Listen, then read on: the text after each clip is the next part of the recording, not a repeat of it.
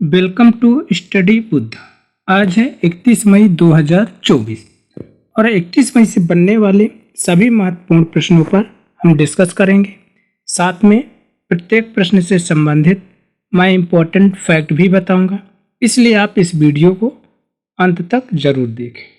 और आप इस वीडियो का PDF इसके लिंक से डाउनलोड कर सकते हैं या तो फिर हमारे टेलीग्राम चैनल से भी इसका PDF आप प्राप्त कर सकते हैं। और सभी प्लेलिस्टों की ऑडियो रिवीजन भी हमारे टेलीग्राम चैनल से आप डाउनलोड एवं सुन सकते हैं।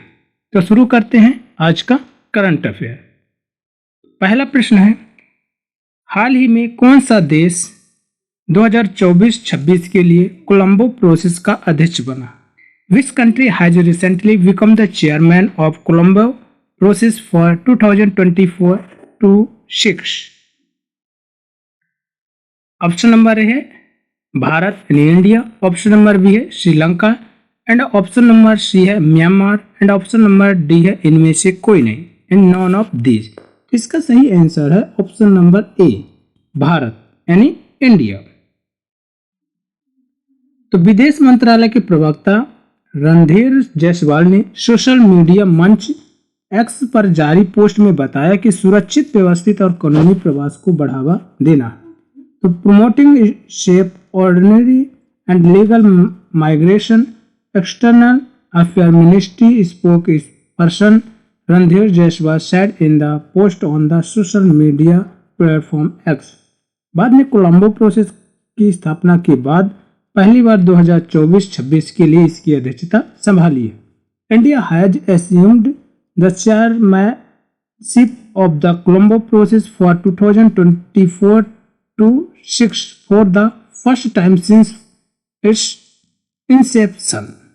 नेक्स्ट क्वेश्चन, हाल ही में NARCL के नए प्रबंध निदेशक और मुख्य कार्यकारी अधिकारी कौन बने? Who has recently become the new managing director and chief executive officer of NARCL? Option number A है Vipin Patel and option number B है दिलीप संघानी और ऑप्शन नंबर सी है पी संतोष और ऑप्शन नंबर डी है जेठा अहिर। इसका सही आंसर है ऑप्शन नंबर सी पी संतोष। ये कौन है? पी संतोष है। तो national asset reconstruction company Bharat की सरकारी बैड बैंक ने पी संतोष को अपना नया प्रबंध निदेशक और मुख्य कार्यकारी नियुक्त किया। National asset reconstruction company NARCL India government bad bank had appointed P Santosh as its new managing director and chief executive officer. यह निर्णय NARCL के बोर्ड द्वारा लिया गया, जिसने संतोष को एसेट कंस्ट्रक्शन कंपनी के प्रमुख के रूप में 3 साल के कार्यकाल के लिए सिफारिश की थी। The decision was taken by the board of NARCL which recommended Santosh for the 3 years term as the head of the asset construction company। Next question, हाल ही में किस शहर ने CPSE के लिए अपना पहला outlook planet sustainability summit and award 2024 की मेजबानी की है? Which city has recently hosted the first Outlook Planet Sustainability Summit and Award 2024 for CPSE? Option number A है Goa and option number B है भोपाल और ऑप्शन नंबर सी है Mumbai and option number D है इनमें से कोई नहीं। इसका सही आंसर है ऑप्शन नंबर ए गोवा। क्या है? गोवा। तो सस्टेनेबल गवर्नेंस चैंपियन श्रेणी में कोल इंडिया लिमिटेड ने जीवाश्म ईंधन उप श्रेणी में पुरस्कार जीता है। In the sustainable governance champion category Coal India Limited won the award in the fossil fuel sub category, जबकि NHPC लिमिटेड ने गैर जीवाश्म ईंधन पुरस्कार जीता। While NHPC Limited won the non-fossil fuel award, Garden Reach Ship Builders and Engineers Limited को jury विशेष मान्यता मिली। तो Garden Reach Ship Builders and Engineers Limited receive jury special recognition. Next question, हाल ही में अंतर्राष्ट्रीय आलू दिवस 2024 कब मनाया गया? When the International Potato Day 2024 celebrated recently? Option number A है 29 मई एंड 29 में, एंड ऑप्शन नंबर बी है 30 मई एंड 30 में, ऑप्शन नंबर सी है 31 मई यानी 31 में, और ऑप्शन नंबर डी है इनमें से कोई नहीं, नॉन ऑफ दीज। तो इसका सही आंसर है ऑप्शन नंबर सी 30 मई यानी 30 मई। तो अब देखते हैं मई में अब तक मनाए जाने वाले अंतर्राष्ट्रीय प्रमुख दिवस। तो इसमें देखते हैं 1 मई को मनाया गया था अंतर्राष्ट्रीय मजदूर दिवस यानी इंटरनेशनल लेबर डे। 2 मई को मनाया गया था वर्ल्ड ट्यूना डे यानी विश्व ट्यूना दिवस। 3 मई को मनाया गया था प्रेस फ्रीडम डे यानी प्रेस स्वतंत्रता दिवस। 4 मई को मनाया गया था कोयला खनिक दिवस यानी कोल माइनर्स डे, और 4 मई को ही इंटरनेशनल फायर फाइटर्स डे भी मनाया गया था। 5 मई को मनाया गया था विश्व हंसी दिवस यानी वर्ल्ड लाफ्टर डे, जो कि मई का पहला रविवार था। 6 मई को मनाया गया था अंतर्राष्ट्रीय नो डाइट दिवस यानी इंटरनेशनल नो डाइट डे। 7 मई को मनाया गया था वर्ल्ड एथलेटिक डे, और 7 मई को ही विश्व अस्थमा डे भी मनाया गया था, जो कि मई का पहला मंगलवार को मनाया गया था। 8 मई को मनाया गया था विश्व रेड क्रॉस डे और रेड क्रिसेंट डे, और 8 मई को ही विश्व थैलेसीमिया डे यानी वर्ल्ड थैलेसीमिया डे मनाया गया था। 10 मई को मनाया गया था अंतर्राष्ट्रीय अर्गानिया दिवस यानी इंटरनेशनल अर्गानिया डे। 11 मई को मनाया गया था विश्व प्रवासी पक्षी दिवस यानी वर्ल्ड माइग्रेटरी बर्ड डे, और 12 मई को मनाया गया था अंतर्राष्ट्रीय नर्सिंग डे यानी इंटरनेशनल नर्सिंग डे, और 12 मई को ही मदर्स डे भी मनाया गया था, ये मदर्सहुड डे। और 15 मई को मनाया गया था अंतर्राष्ट्रीय परिवार दिवस यानी इंटरनेशनल फैमिली डे। 16 मई को मनाया गया था international day of living together in peace. 17 मई को मनाया गया था विश्व दूरसंचार और सूचना समाज दिवस यानी world telecommunication and information society day. 18 मई को मनाया गया था अंतर्राष्ट्रीय संग्रहालय दिवस यानी इंटरनेशनल म्यूजियम डे, और 18 मई को ही विश्व एड्स वैक्सीन डे भी मनाया गया था। 20 मई को मनाया गया था वर्ल्ड बी डे यानी विश्व मधुमक्खी दिवस। 21 मई को मनाया गया था राष्ट्रीय आतंकवाद विरोधी दिवस यानी नेशनल एंटी टेररिज्म डे। 22 मई को मनाया गया था अंतर्राष्ट्रीय जैव विविधता दिवस यानी इंटरनेशनल बायोडायवर्सिटी डे, और 23 मई को मनाया गया था विश्व कछुआ दिवस यानी वर्ल्ड टर्टल डे। 25 मई को मनाया गया था विश्व फुटबॉल दिवस यानी वर्ल्ड फुटबॉल डे, और 28 मई को मनाया गया था विश्व भूख दिवस यानी वर्ल्ड हंगर डे, और 29 मई को मनाया गया था अंतर्राष्ट्रीय एवरेस्ट डे या इंटरनेशनल एवरेस्ट डे, और अभी 30 मई को मनाया गया है इंटरनेशनल पोटैटो डे। ये हो गए मई में मनाए जाने वाले महत्वपूर्ण दिवस। नेक्स्ट क्वेश्चन, हाल ही में हाइड्रोजन बस का इस्तेमाल कौन करेगा? Who will use the recent hydrogen बस?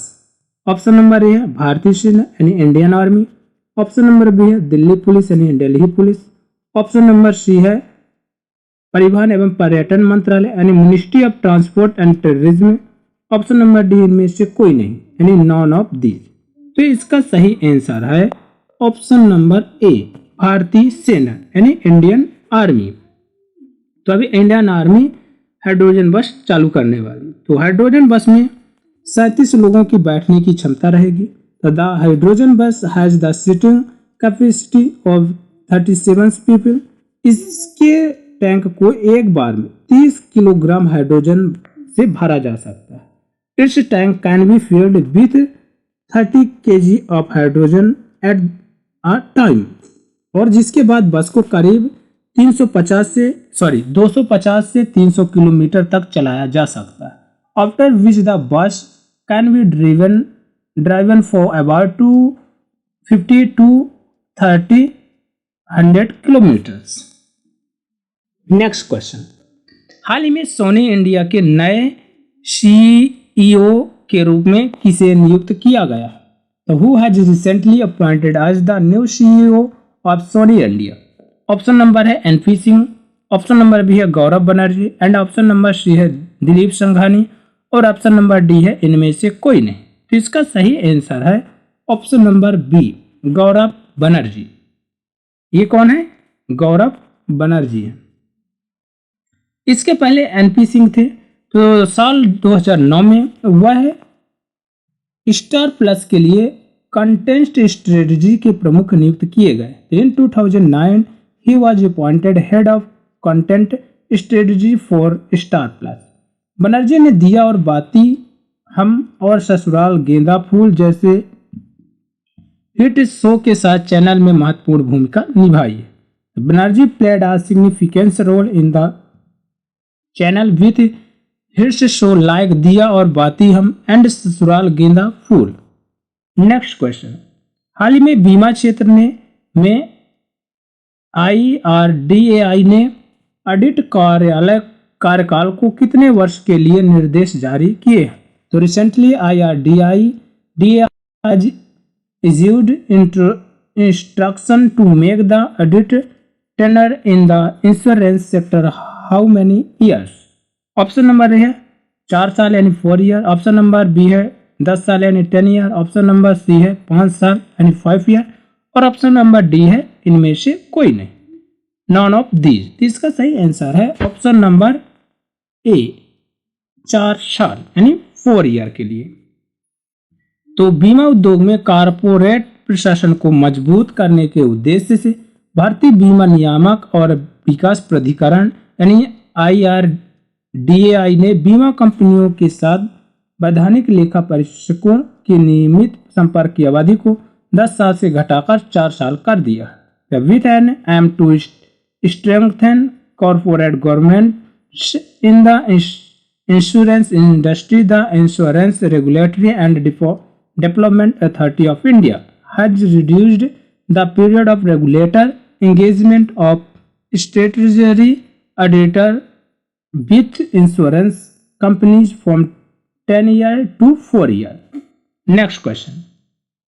हाल ही में किस देश ने एंटी रेडिएशन मिसाइल रुद्रम 2 का सफलतापूर्वक परीक्षण किया है? Which country has recently successfully tested the anti radiation missile Rudram 2? Option number A है रसिया यानी रूस, ऑप्शन नंबर बी है अमेरिका, ऑप्शन नंबर सी है भारत यानी India and option number D है जापान। तो इसका सही आंसर है ऑप्शन नंबर सी भारत यानी इंडिया। ये क्या है? रुद्रम 2 या रुद्रम 2 मिसाइल है ये रुद्रम 2। तो भारत ने स्वदेशी रूप से विकसित एंटी रेडिएशन मिसाइल रुद्रम 2 का सफल उड़ान परीक्षण किया है। India has successfully flight tested indigenously development anti-radiation missile Rudram 2 Orissa के तट से एक Su-30 MKI लड़ाकू विमान से दागी गई। It was from the Su-30 MKI fighter aircraft of the coast of Odisha. DRDO और अडानी डिफेंस जैसे उद्योग के दिग्गजों के बीच सहयोग के साथ निर्माण हुआ। It has been developed in collaboration between DRDO and industry giants like Adani Defense. Next question. हाल ही में RBI ने फेमा उल्लंघन के लिए किस कंपनी पर जुर्माना लगाया है? Which company has been fined by RBI recently for FEMA violation? Option number है HDFC and option number B है HSBC, ऑप्शन नंबर सी है NHPC and option number D है इनमें से कोई नहीं, नॉन ऑफ दीज। इसका सही आंसर है ऑप्शन नंबर बी HSBC। तो भारतीय रिजर्व बैंक ने विदेशी मुद्रा प्रबंधन अधिनियम यानी फेमा के तहत उल्लंघन के लिए HSBC लिमिटेड पर 36.38 लाख रुपए का जुर्माना लगाया। The reserve bank of India RBI has impressed a penalty of 36.38 lakh on HSBC limited for violation under the foreign exchange management act अर्थात फेमा। अब आया है HSBC। तो HSBC का फुल फॉर्म क्या होता है? Hong Kong and Shanghai banking corporation. ये कब फाउंडेड हुई थी? 3 मार्च 18 1965 को। और इसके फाउंडर कौन थे? Sir Thomas Sutherland. और इसका हेडक्वार्टर कहाँ है? लंदन यानी इंग्लैंड में है। और इसके ग्रुप चेयरमैन कौन है? Mark trucker. और इसके ग्रुप चीफ एग्जीक्यूटिव कौन है? नेवल क्वेन। ये हो गया HSBC। नेक्स्ट क्वेश्चन, हाल ही में आयकर विभाग ने वित्त वर्ष 2024-25 के लिए लागत मुद्रास्फीति सूचकांक कितना निर्धारित किया है? Recently what is the cost inflation index determined by the income tax department for the financial year 2024-25? Option number A है 363 यानी 363। ऑप्शन नंबर बी है 236। ऑप्शन नंबर सी है 206। ऑप्शन नंबर डी है 463। तो इसका सही आंसर है ऑप्शन नंबर ए 363। तो आयकर विभाग ने वित्त वर्ष 2024-25 के लिए लागत मुद्रास्फीति सूचकांक 363 पर स्थापित किया है। The income tax department has set the cost inflation index at 363 for the financial year 2024-25। यह सूचकांक अचल संपत्ति, प्रतिभूतियों और आभूषण सहित विभिन्न पूंजीगत परिसंपत्तियों की बिक्री से उत्पन्न दीर्घकालिक पूंजीगत लाभ की गणना करने में सहायता करता है। This index help in calculating long term capital gain rising from the sale of various capital asset including real estate, securities and jewellery. ये हो गए आज के करंट अफेयर। फ्रेंड्स, आपकी कोई क्वेरी हो कमेंट्स बॉक्स में जरूर टाइप करें तथा इसे ज़्यादा से ज़्यादा लाइक एंड सब्सक्राइब जरूर करें तथा अपने दोस्तों तक शेयर करें। Thanks for watching this video.